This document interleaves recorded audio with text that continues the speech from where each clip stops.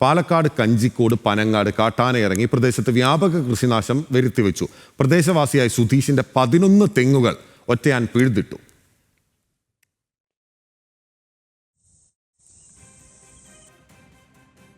ഫോറസ്റ്റിൽ കയറിയിട്ട് ഒരു പാവപ്പെട്ടവന് ഒരു ചുള്ളിക്കൊമ്പ് വിറകിന് വേണ്ടി പൊട്ടിക്കാൻ നിന്ന് കഴിഞ്ഞാൽ അതിന് ഫോറസ്റ്റിന് 1008 നിയമങ്ങളുണ്ട്.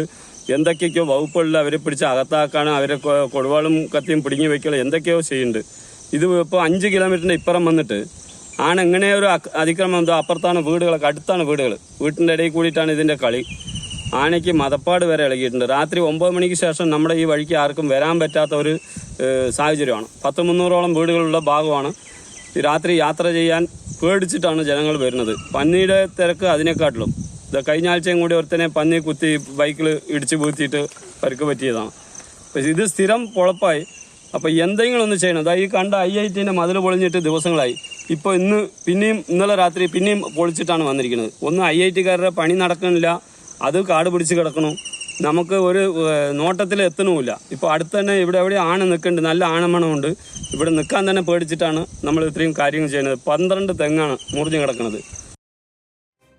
വിവരങ്ങളുമായി പാലക്കാട് നിന്ന് പ്രസാദ് ഉടുമ്പശ്ശേരിയാണ് നമുക്കൊപ്പം ചേരുന്നത്. പ്രസാദ്, 11 തെങ്ങുകൾ എന്ന് പറഞ്ഞു കഴിഞ്ഞാൽ വലിയ നഷ്ടമാണ്. കായ്ഫലം കാര്യമായി ഉണ്ടായിരുന്ന തെങ്ങുകളാണോ? വ്യാപകമായ നാശനഷ്ടമാണോ ഈ ഒറ്റയാൻ അവിടെ വരുത്തി വെച്ചിട്ടുള്ളത്? പ്രസാദ്,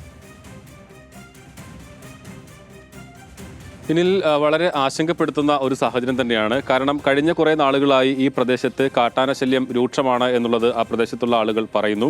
ഇതിപ്പോൾ ഇന്നലെ രാത്രി 9 മണിക്ക് ശേഷമാണ് ഈ കൃഷിസ്ഥലത്തേക്ക് ഒറ്റയാൻ ഇറങ്ങുകയും അവിടെ 12ഓളം തെങ്ങുകൾ പിഴുത് നശിപ്പിക്കുകയും ചെയ്യുന്ന ഒരു സാഹചര്യം ഉണ്ടായിട്ടുള്ളത്.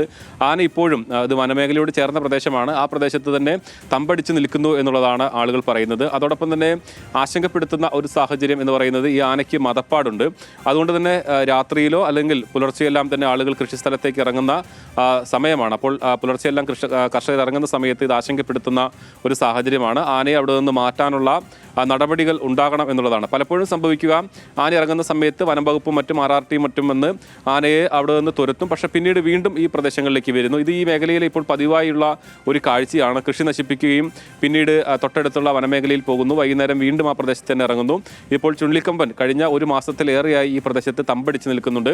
അതുകൊണ്ട് തന്നെ ആശങ്കപ്പെടുത്തുന്ന സാഹചര്യമാണ് എന്നുള്ളതാണ് കർഷകരെല്ലാം തന്നെ പറയുന്നത്. ഇത് കഞ്ചിക്കോട് IITയോട് ചേർന്ന പ്രദേശമാണ്. അതോടൊപ്പം ഇപ്പോൾ ഈ തെങ്ങെല്ലാം പിഴുതിട്ടിരിക്കുന്ന സ്ഥലം എന്ന് പറയുന്നത് കിൻഫ്ര, അവിടെ ഈ വ്യവസായ സ്മാർട്ട് സിറ്റിക്ക് വേണ്ടി ഏറ്റെടുക്കാൻ ഉദ്ദേശിച്ചിട്ടുള്ളൊരു സ്ഥലം കൂടിയാണ്. അപ്പോൾ കർഷകർക്ക് ഒരു വലിയ നഷ്ടമാണ് ഉണ്ടായിട്ടുള്ളത്. ഓക്കെ, വ്യക്തമാണ്. പ്രസാദ് ഉടുമ്പശ്ശേരിയാണ് വിവരങ്ങൾ നൽകിയത്. വലിയ നഷ്ടമാണ് കർഷകരെ സംബന്ധിച്ച് ഉണ്ടായിട്ടുള്ളത്. ആശങ്കപ്പെടുത്തുന്ന ഒരു സാഹചര്യം ആ മേഖലയിൽ നിലനിൽക്കുന്നു എന്നുള്ളത് പ്രസാദ് ഉടുമ്പശ്ശേരി റിപ്പോർട്ട് ചെയ്യുകയാണ്.